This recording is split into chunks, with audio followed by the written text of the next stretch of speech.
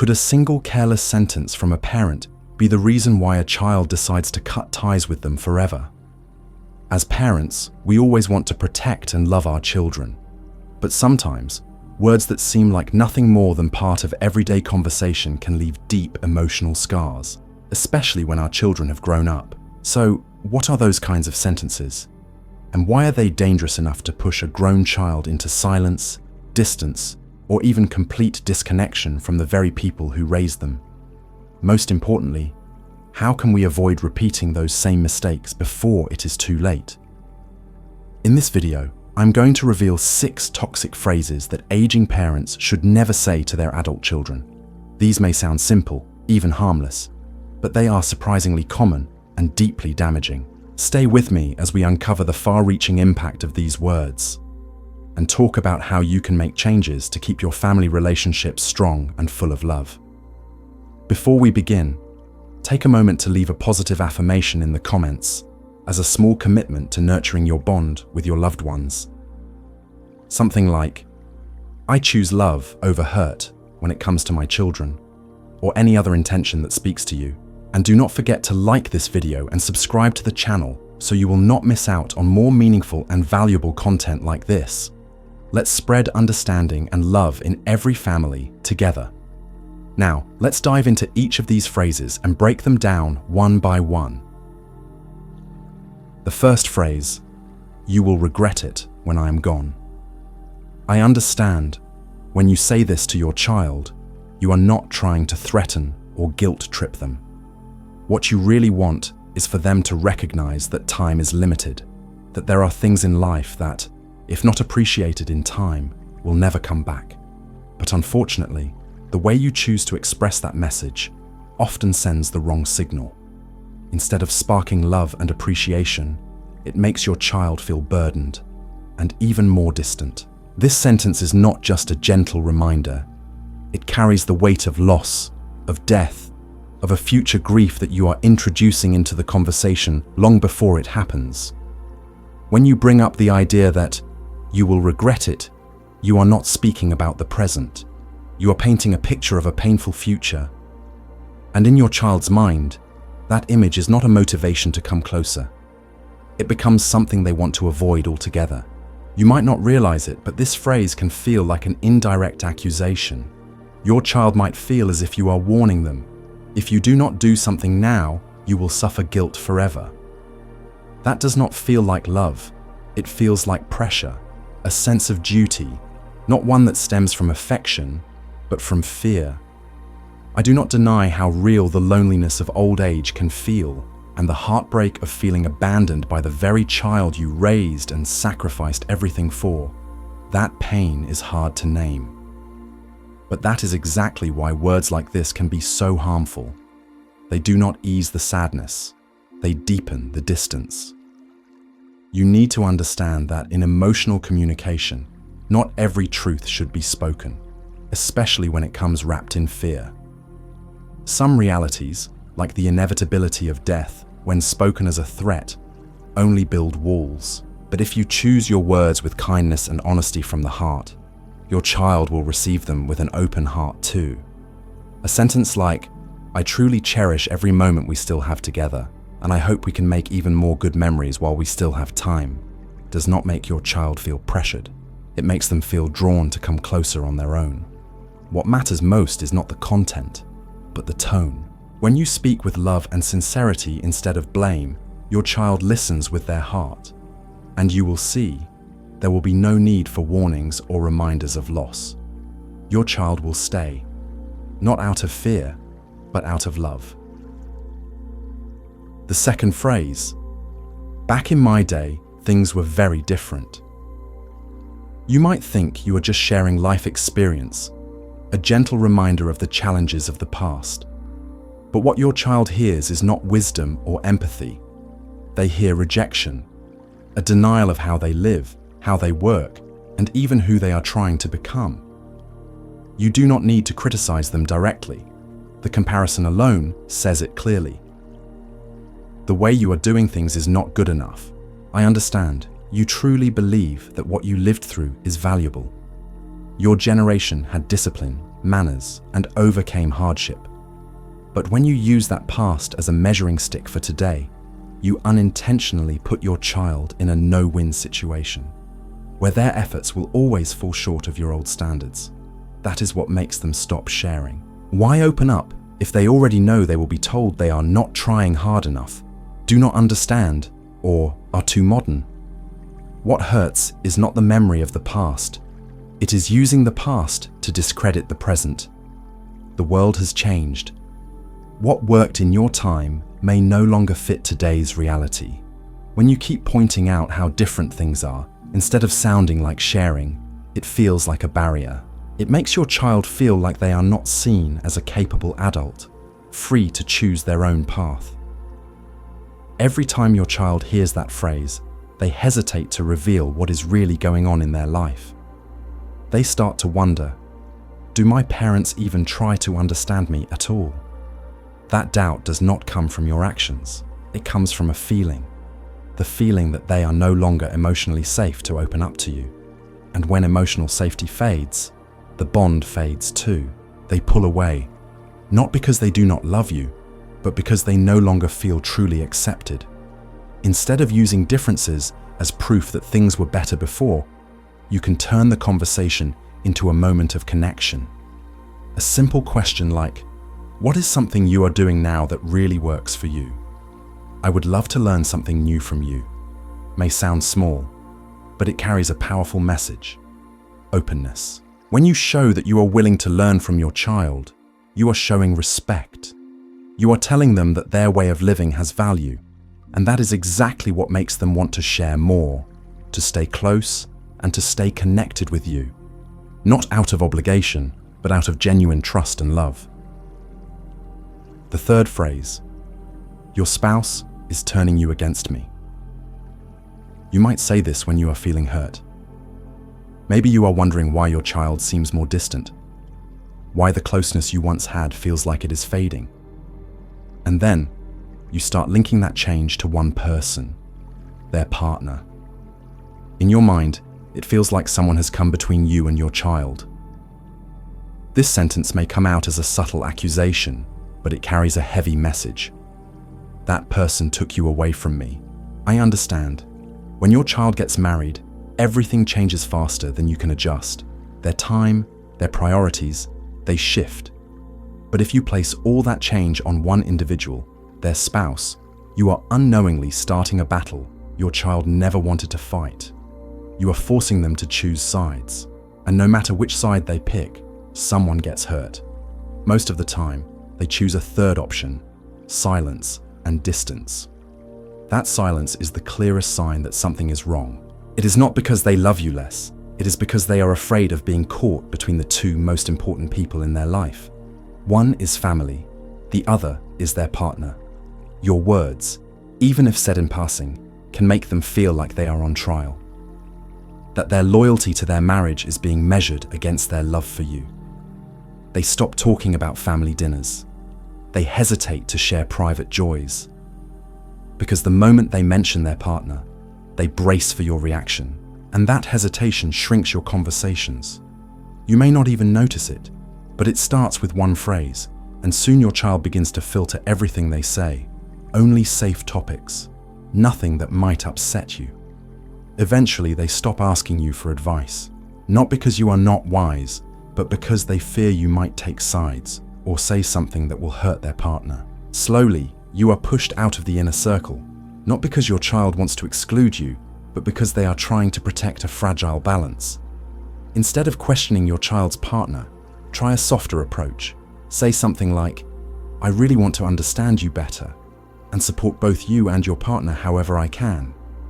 That opens up a different kind of space, a place where your child does not need to hide, a space where they feel they can talk without being judged. When you show that you do not see their spouse as an intruder, but as a natural part of their adult life, your child breathes easier. The fourth phrase, after everything I have done for you. Have you ever said this in a moment of disappointment when your child did not behave the way you hoped? Maybe you thought it would make them reflect, make them realize your love and sacrifices. But the truth is, when you say that, you are not calling on their love. You are making them feel like they owe you. And love, when it feels like a debt, stops being real love. I understand you have given so much for so long to give your child a better life. But when you take all those sacrifices and compare them to how your child is giving back, you are turning love into a calculation. And for your child, that is deeply painful, because no matter how hard they try, they can never fully repay you. That leaves them feeling constantly guilty, constantly lacking, and never enough. When they feel that way, they start to protect themselves, not from hurting you, but from feeling like a disappointment. Every time they make a different choice, do something you do not expect, they imagine those words coming back. After everything I have done for you. That kind of pressure does not draw them closer. It pushes them away, not out of rebellion, but because they do not want to live in a space where they are constantly being measured and judged. Some children have shared that they hide the truth from their parents, not because they want to lie, but because they do not want to hurt the pride of someone who sacrificed everything for them. And so, they go silent. They do everything quietly. They live a life out of duty, not connection. And that is heartbreaking, but it often starts from a single thought. I owe you. You do not need to ask your child to pay you back, because if everything you did came from unconditional love, then watching your child grow up kind, independent, and standing on their own 2 feet, that is the greatest reward. And if what you truly want is a real, honest relationship, you have to let go of the idea that your child needs to earn what you gave them. Try saying this instead and see how it feels. I feel proud to see you living with integrity and independence. That makes everything I ever did feel worth it. That sentence asks for nothing. It demands no action. It simply shows that you see your child as they are now, not as someone who owes you, not as someone in need of guidance, but as a full-grown adult. And that recognition is the greatest gift you can give them. The 5th phrase, you never visit or call me. Sometimes you just want to give a gentle reminder, but when those words come out, what your child hears feels more like an accusation. It does not sound like a desire to reconnect. It sounds like a wound waiting to be soothed. And instead of opening a door for conversation, it ends up quietly closing the few doors of connection that are still left. When you say this, your child no longer feels like someone who is loved. They feel like someone who is expected to make up for a mistake. You may only want to express how much you miss them. You feel their absence, the silence of the phone for days, the empty seat at the dinner table where their laughter used to be. But the way you deliver that message makes your child feel criticized, not invited. That changes everything. Their natural response is not empathy, it is defensiveness. They might search for excuses, or worse, they may fall silent just to avoid the guilt of feeling like they are not enough. Have you ever noticed your child giving short, one-word answers, or simply saying yes, and then going quiet? That is not a sign of disrespect. It is a form of emotional self-defense. Every time they hear that they never call or visit, they feel labeled as thoughtless. And once they are made to feel that way, they do not want to continue the conversation, because no matter what they say, it will not feel like enough. The truth is, your child may love you deeply, but adult life carries more pressure than you might realize. Maybe they are not great at showing affection, or maybe they simply do not know how to stay connected regularly without feeling overwhelmed. But when they are scolded for never calling, it does not make them want to call more. It makes them want to avoid hearing that complaint again. I understand. You are feeling lonely. You want your child to show up, not because you need care, but because you just want to feel like you still matter in their life. But for them to understand that, you need to change the way you communicate that longing. Not through blame, but through real, honest, emotional sharing. Instead of saying, "You never call me," try something like, "I have been feeling a bit lonely lately. If we could plan a weekly call, I would really look forward to it." That sentence does not assign blame. It expresses a sincere desire. It does not pressure your child, but offers them the chance to give love freely. When your child feels they are not being judged, They will come back, not out of guilt, but out of love. The sixth phrase, you should live the way I want you to.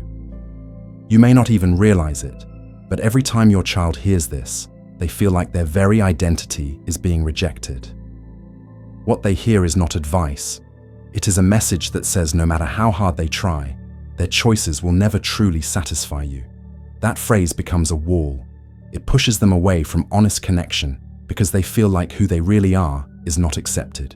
You may think your child is still young, still inexperienced, still figuring things out, but when you tell them they should live the way you want, you are taking away their right to own their life. You may not say it directly, but the message comes through loud and clear. The way you are living is wrong. It is not acceptable. And that hurts, not because they want to rebel, but because they want to be respected. Your child may have chosen a path that is different from what you expected, a career you did not imagine, a freer lifestyle, a relationship that does not follow tradition. What they hope for is not your full approval, but your understanding. When you keep insisting that they should live how you think is right, they stop feeling like a unique individual with their own values. Every step they take feels like it is being weighed against a standard they never chose. I have heard many grown children say they feel like they are living their parents' lives, not their own. They constantly ask themselves, will my parents approve of this? They hold back from following their passions. They are afraid to be their true selves for fear of disappointing you. Over time, they only say what you want to hear. They do only what keeps the peace. But none of it is real. You may not mean to control them, but when your expectations start to outweigh their choices, your child begins to feel like they will never be good enough unless they follow the mold you created. And when love starts to feel like something they have to deserve, they pull back. Not from you, but from the pain of feeling rejected. A gentler approach can make a world of difference. For example, try saying, no matter how you choose to live, I will always be here, so you know you have a place to come back to.